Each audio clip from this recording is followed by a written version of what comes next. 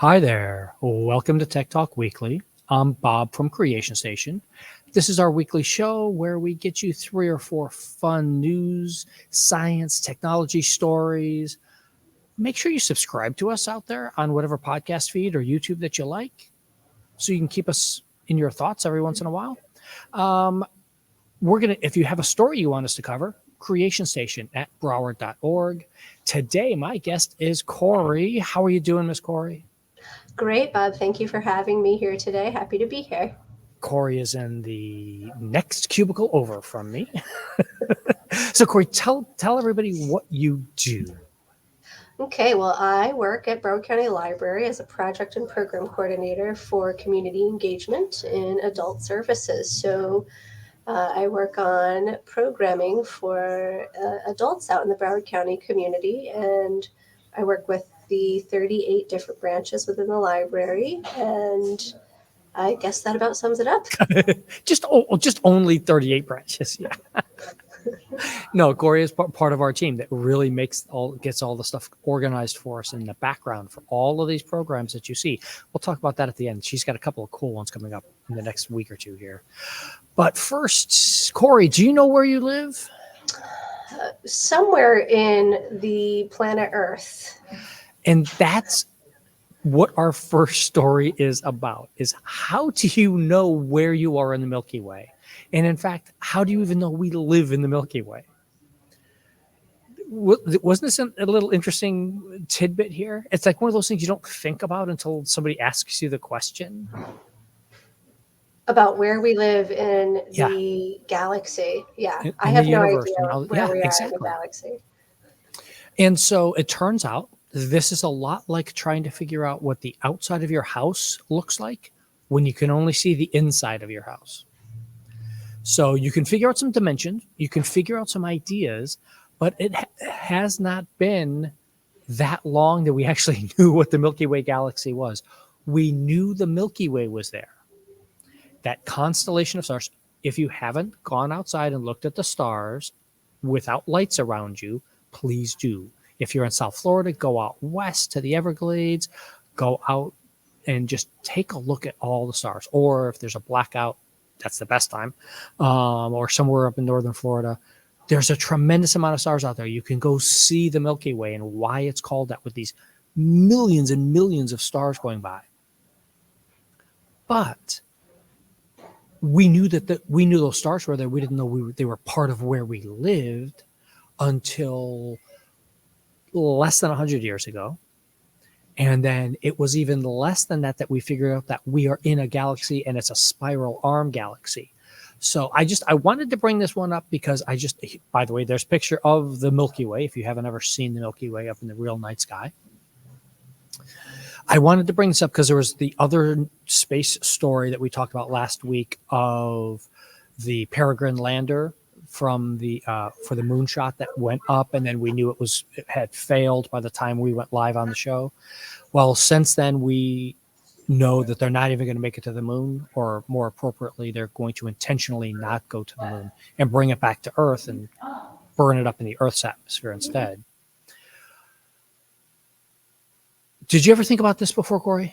About how they ever figured out where we live? Maybe in college when I took some astronomy classes.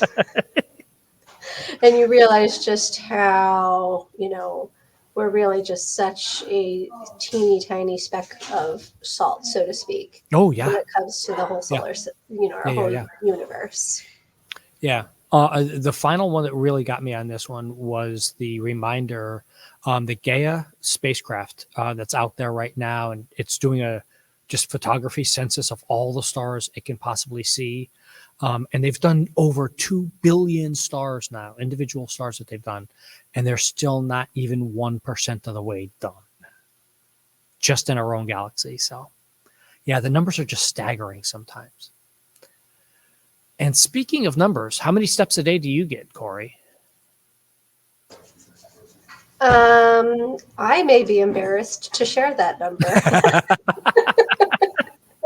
It is not near what it should be. It might be better than you think. So we covered this actually last year in January. There was a very similar story, but this year there's a brand new study.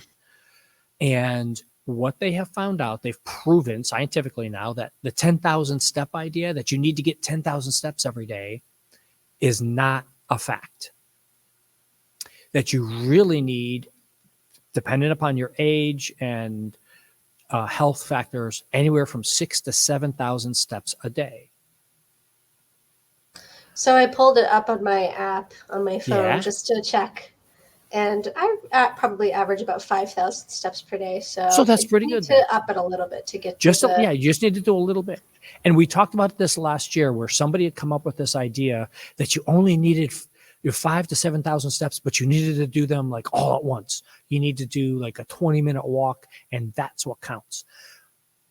And that study has not been proven according to this. So basically, the effect is keep that 10,000 step mark in the back of your mind, because it may or may not be a real number that you need to hit. But if you think you need to hit 10, you may hit the 5,000 to 6,000. Whereas if you think you need to hit 5,000, well, I'm pretty close today, and it ends up you only did 2.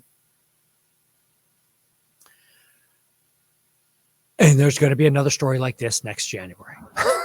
and just because I'm lucky enough to be your neighbor in our Yeah. cubicle, I just want to share that Bob sneaks away on a daily basis to make sure he gets his steps in while we're here in the library. Yeah, this is true. Might be known information, but This, I'm very impressed by that. thank you. And wanted to share that. Thank you. What I do is, instead of reading all my emails sitting at my desk, I will go walk.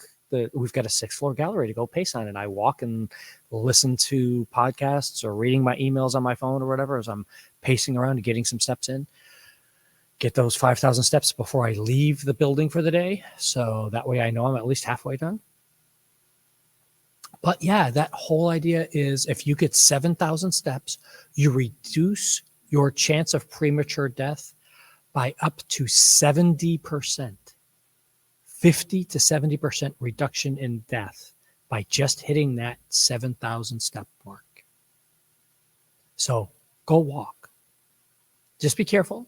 Be safe. Go walk. You don't need to go up and down 6 flights of stairs every time you want to move like I do, but go do something.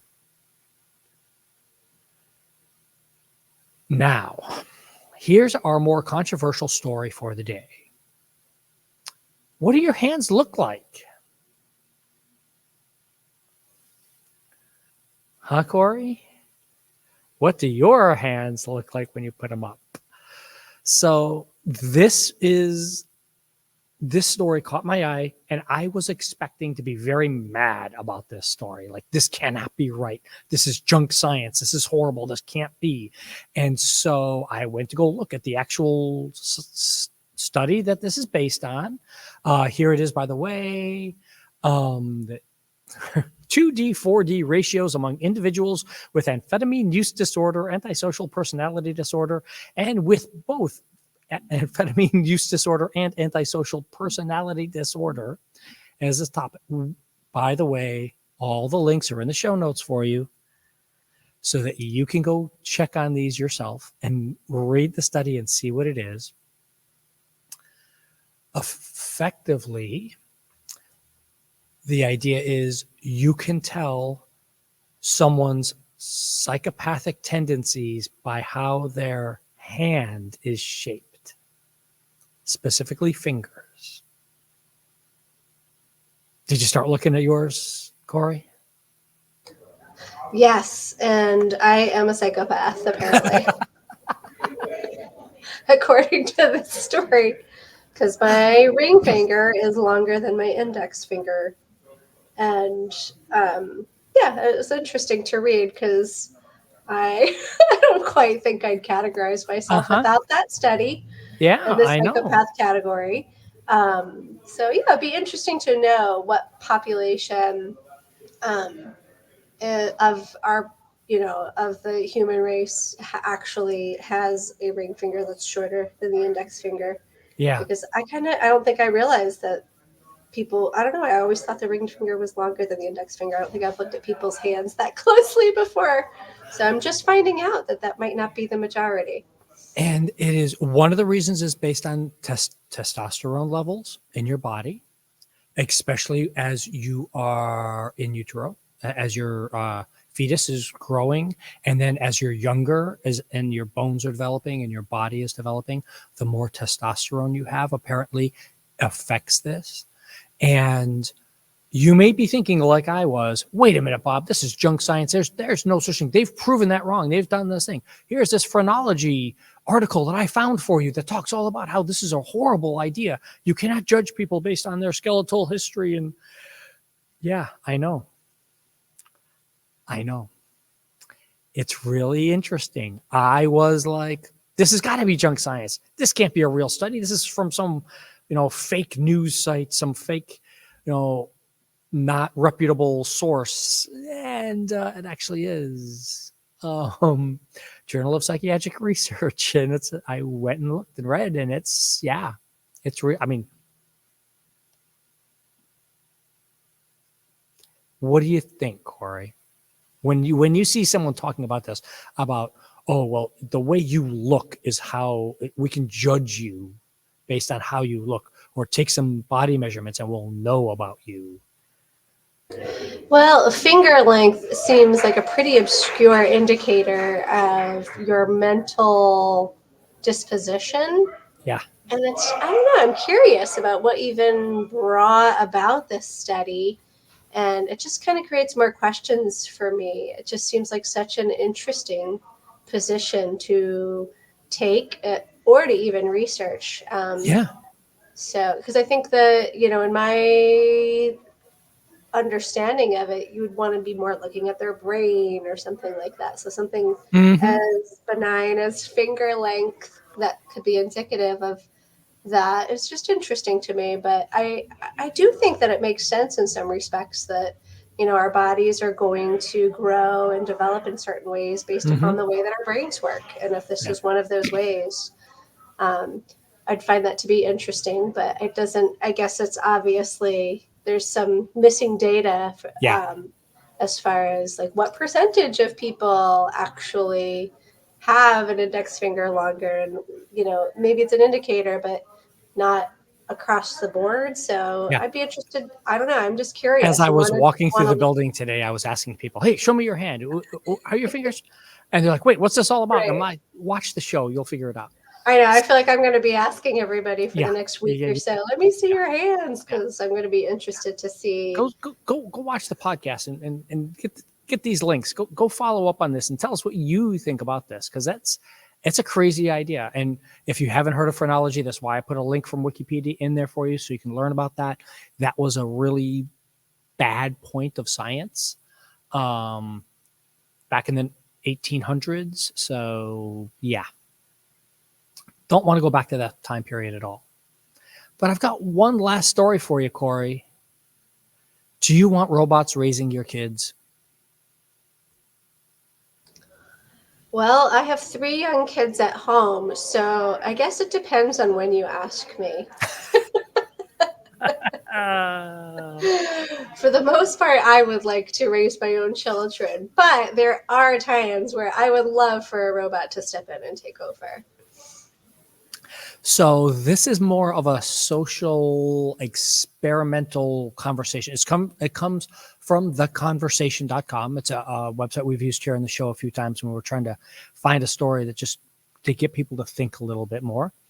And this is from professional teachers talking about how robots work and how they work with kids and doing things. And I think you hit right on it, Korry, that this might work in a limited way, but it's because our current robots are so limited that they don't do well. If you have an Echo in your house and you call out that name and you ask a question, you'll notice that sometimes it gets very confused if there's too much other noise going on around you. I have one in the kitchen, and whenever the microwave is running, it has a hard time understanding me, because it's too close. The vibrations are electrical humming or whatever. And so the robots right now can't do it. But the reason this was an interesting conversation I thought to have was this is presuming robots aren't going to get better. And it's not even the physical robot as much as the programming behind it. Because we've already seen, we here in the library system, we have the Temmie robot that goes around, and people love the thing. And they think it's cute, and they love asking it for help and working with it. And it's partially that it doesn't look like a human, so they've got that mindset that it's a friendly little robot for some reason. And we've talked about other robots for self-care and things like that. So what would it need for you to feel more comfortable having it in the house with your kids? Well, when I read this article, I think the first thing that stood out to me was the emotional component, that they're trying to develop the robots to have some sort of emotional connection component. And I think in my eyes, that's kind of crossing the line. But I think it should be clear to kids that this is just something as like maybe as a service or something to help make lives better or to make your life easier. But I don't think it should be mimicking our human connection. I think that's where it crosses the line morally for me. That I want that to be separated and allow the robots to be a functioning, device, more like a computer or something, separate from like our meeting our emotional needs as human beings. And I think we should stick to humans for that. One of the things that I thought was a nice little interesting anecdote in here was the idea that one of the tests that they were doing was kids would write letters to the robot. And when the robots left, some of the kids just kept on writing the letters to their robot friend, even though the robot wasn't there. And I was like, yeah, you can make that connection. And this is where we get confused about AI. Remember a year and a half ago or so, all the big stories about AI is becoming sentient until people figure it out. No, wait, those are just programmed responses. But we're getting there. And it's going to be really interesting on this. There's no good answer for this, folks out there listening. Give us your thoughts on this. Give us your ideas. Email us, creationstation@broward.org, because this is a conversation to be having now rather than wait and in 2 years when they're already there doing it. Because in case you hadn't noticed, there's a teacher shortage. And it's going to get filled one way or the other. And if we don't talk about it now, it's going to be a mess. Thank you for being here, Miss Korry. Well, thank you for having me. It was definitely some interesting subject matters that I haven't thought about, and it was really nice to hear your take on them and to share a little bit of mine as well. Thank you. We always appreciate your takes on things. In fact, you've got a couple of really interesting takes on here. You've got fill me in on this humanities scholar series that you got going on. Okay, yes, we have a series that we are doing with Broward County Libraries that goes through the end of May. And our next two events coming up in January. The first one is a musical journey through Florida with Chris Call. And that is on January 27th at West Regional Library. And it is free to the public. And our next event is on writing memoirs. Yes, you can and should write your memoirs. And so this is a little bit of a guide to how to write your own unique story for yourself. And that's also taking place on January 27th at North Regional. And again, free to the public. So we hope you will, if you're interested, you can join us. Yeah, somebody has to write the books, people. The books in the library come from real people. We need somebody to go out there and write these books. It's one of those things. We have the Tell Your Story thing coming up at North Regional 2 in February. So you can do this. You should get out there and write, and you could get published. That's one of the ideas. You can put yourself out there and write these things and let people know what you were thinking about and what you wanted to do. It'll be a good thing. Thank you so much, Miss Korry. Let me throw up our final slide here. If there is a library or librarian you would like to see featured on the show one day, Creation Station at Broward.org comes right to us. We'll see everybody next week. Have a great Bye-bye. day. Thank you.